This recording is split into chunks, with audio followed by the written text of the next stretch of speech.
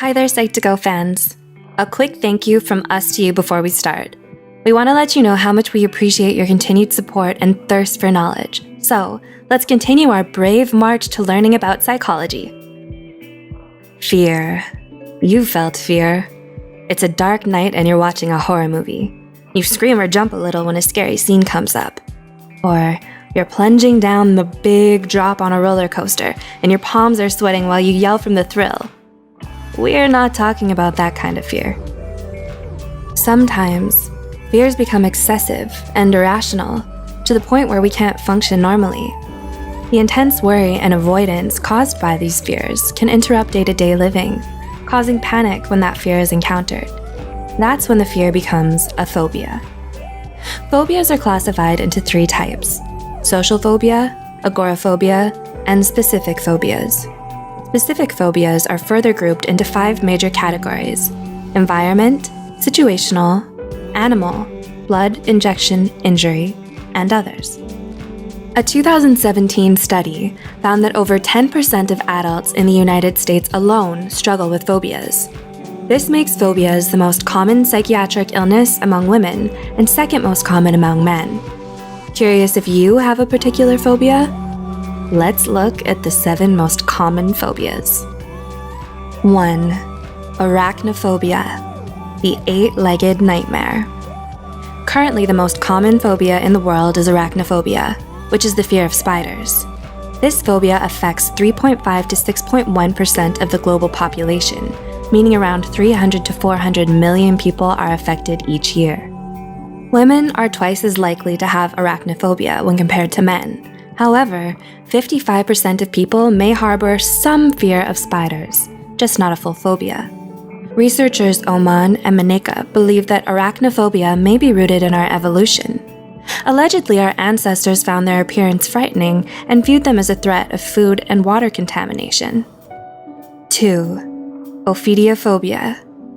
Do you hear hissing? Because I hear hissing. Have you seen something out of the corner of your eye that's long and sinuous and froze in fear? Maybe you can't catch your breath and your heart hammers in your chest when a friend shows you their Snake of the World book. If so, you just might have Ophidiophobia, the fear of snakes. Ophidiophobia is the second most widespread kind of specific phobia, with around 1/3 of adult humans reporting to be suffering from it globally. Similar to its siblings, arachnophobia, the fear of snakes is believed to be rooted in the primitive drive to survive, as snakes are typically perceived as a vicious and dangerous creature. Additionally, personal experiences and cultural influences may also play a part, as studies have shown that in places where snakes are less common, more cases of Ophidiophobia were reported. It's no wonder snakes often take a starring role in various movie scare scenes and fear-facing reality shows. 3. Acrophobia. Glass elevator? No thanks, I'll stay on the first floor. Affecting more than 6% of people globally, the fear of heights is another common phobia many of us have. This phobia's official name is acrophobia. No, we're not prejudiced against acrobats or other high-flying performance professionals. Intuitively, it makes plenty of sense why we'd learn to be afraid of heights. The research alleges that this phobia may be the result of an evolutionary adaptation, like many things. This adaptation developed to help keep us from falling to our deaths. A little of this can be helpful to prevent us from taking unnecessary risks. However, if it gets out of hand and escalates, it could lead to extreme daily difficulties.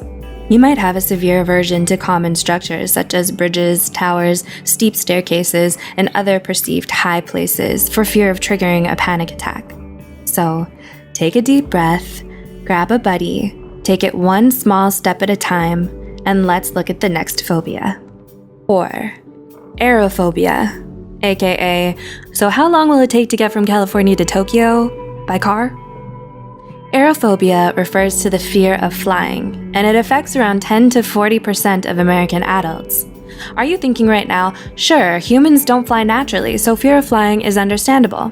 Well, while that's true, aerophobia is actually logically irrational, given that airplane accidents are so rare.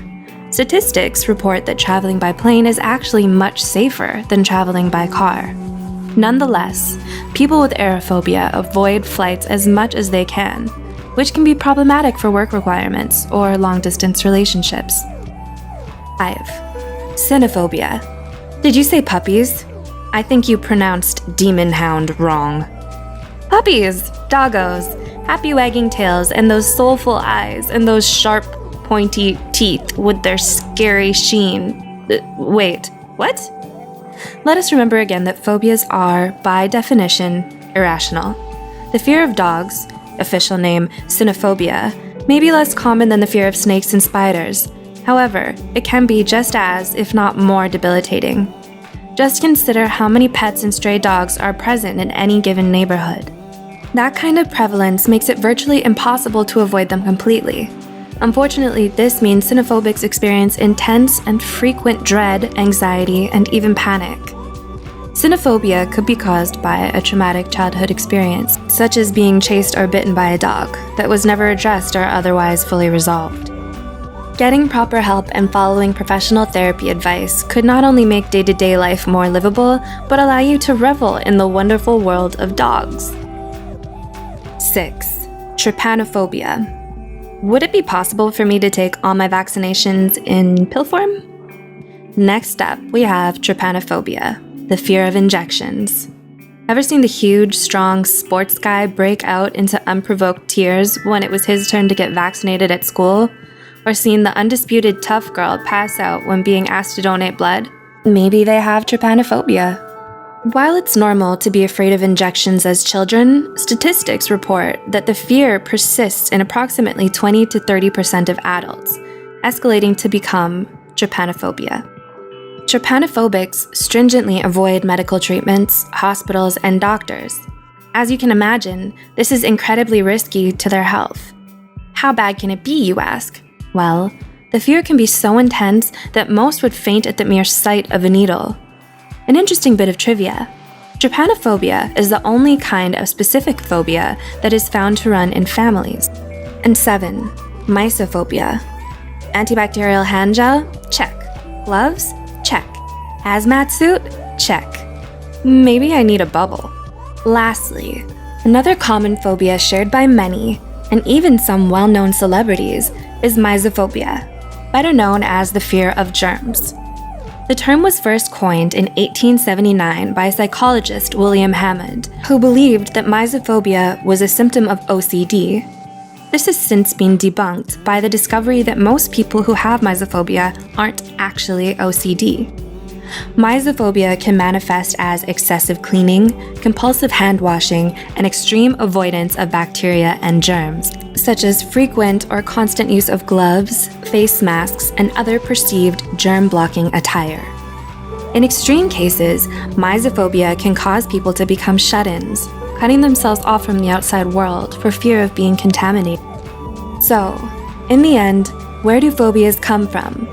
Well, according to the American Psychological Association, phobias typically emerge during childhood or adolescence, persisting into adulthood. Phobias, unfortunately, are usually not solo travelers. It's more likely to have multiple phobias than just a single one. Also, we have seen here that some are more common than others. Do you relate with any of these? Do you know someone who does? This has only shown some of the most common phobias. There are many more, such as fear of storms, fear of dolls, fear of enclosed spaces, among others. A specific phobia is characterized by intense fear and avoidance behaviors that can negatively impact a person's life. Fortunately, though, all phobias are treatable, usually with cognitive behavioral therapy. So, if you're suffering from a phobia yourself, or know someone who is, it's best to seek out a mental health care professional and get the help needed. Thank you for watching. We hope you learned something and gained some insight. Please help us continue our video on providing knowledge by liking, commenting, and subscribing. What would you like to see next? Let us know in the comments below.